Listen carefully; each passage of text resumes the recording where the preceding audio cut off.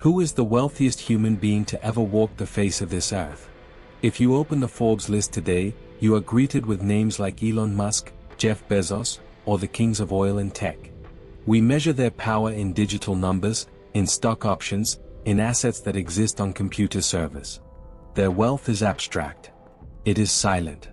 But if we tear away the pages of modern history and travel back 700 years, to the scorching heart of West Africa, we find a reality that makes modern billionaires look destitute. We find a man whose wealth wasn't just numbers. It was heavy. It was cold. It was physical gold. So much gold that he didn't just spend it, he commanded it like a force of nature. His name was Mansa Musa, the Lion of Mali, the King of Kings.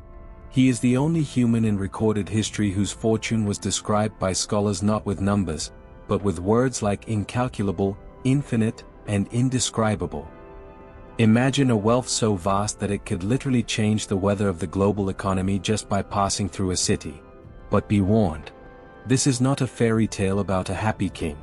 This is a story of blinding ambition. It is a story of a lost fleet vanishing into the green darkness of the Atlantic. It is a story of a pilgrimage that paved the road to Mecca with gold, only to pave the return journey with bones. Welcome to the true, terrifying scale of the Golden Empire. To understand the man, you must feel the pulse of the land he ruled. The year is 1312. While Europe is rotting in the mud of the Dark Ages, plagued by famine and civil war, West Africa is glowing. The Mali Empire is a superpower, stretching across the savannah like a golden blanket. They controlled the two things the world would kill for: salt from the north, worth its weight in life, and gold from the south, growing from the earth like carrots. But Musa's path to the throne was born from a mystery that still haunts historians today. He was not supposed to be the emperor. He was merely the deputy to the visionary king, Abu Bakr II. Abu Bakr was a man consumed by a single, maddening question: what lies beyond the endless water? He looked at the Atlantic Ocean and refused to believe it was the end of the world. He was obsessed. In 1312, that obsession turned into action. Abu Bakr abdicated his throne. He gathered a massive fleet, 2,000 ships. He filled them with the bravest men, tons of gold, and supplies to last for years. Picture the scene. The shore lined with weeping families. The emperor boarding the lead ship. The sails catching the wind. They sailed west, into the green sea of darkness. Musa watched from the beach as the sails grew smaller and smaller, until they were swallowed by the mist. They never returned. The ocean took the explorer king, and in his silence, the Golden King was born. For 12 years, Musa ruled quietly. But the gold in his vaults was restless.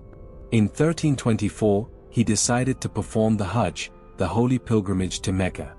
But a king does not travel like a man. He travels like a god. Musa didn't just pack a bag. He uprooted an entire city and marched it across the Sahara Desert. Close your eyes and try to imagine the scale. A caravan of 60,000 men. This wasn't a parade, it was a migration. 12,000 personal slaves marched in rows, wearing silk so rare that the fabric itself was worth a lifetime of wages. And in the hands of each slave was a staff made of 4 pounds of solid, glimmering gold. Behind them came 80 camels. These beasts were groaning under the weight of 300 pounds of gold dust each. The ground shook when they moved. It is said that the caravan was so long that when the front reached the horizon, the back was still waking up in camp. They carried their own food, their own water, their own culture. It was a display of power intended to scream one message to the world: Mali is the center of the earth. Imagine the sun hitting that much gold. The reflection alone would be blinding. For the people of the desert, seeing Musa's caravan was like seeing a second sun moving across the dunes. Eventually, this river of gold flowed into Cairo, Egypt. And this is where the legend takes a tense turn. Musa was invited to meet the Mamluk Sultan, Al-Nasir Muhammad. But there was a problem. Protocol demanded that anyone meeting the Sultan must kiss the ground at his feet. Musa was an emperor. He bowed to no man. The tension in the throne room was suffocating.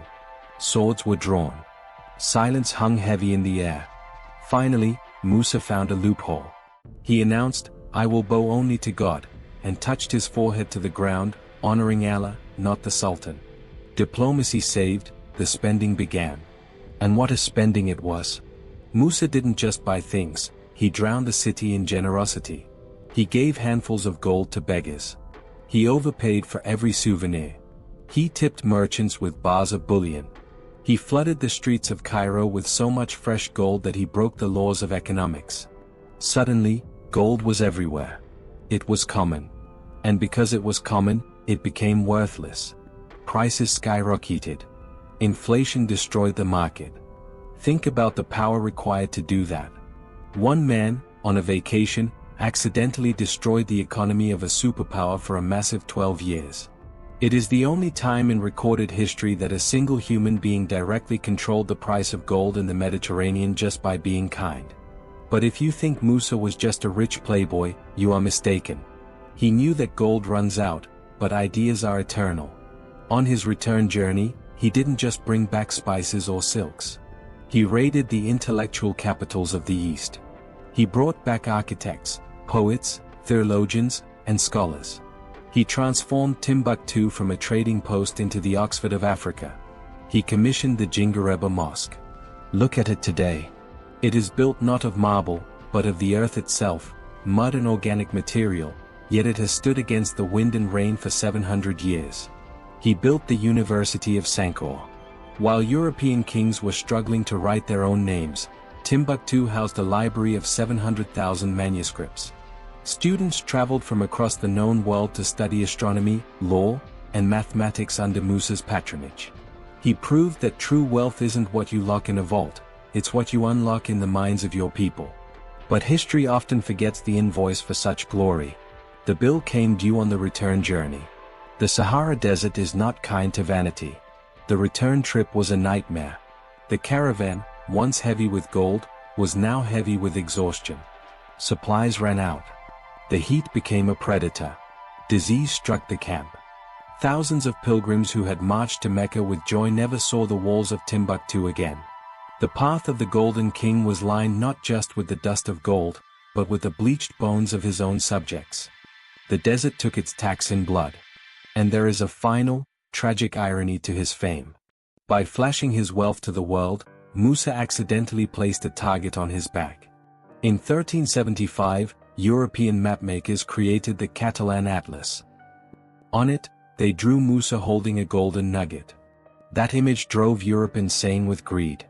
Explorers didn't come to Mali to read books. They came to loot. They came for the gold.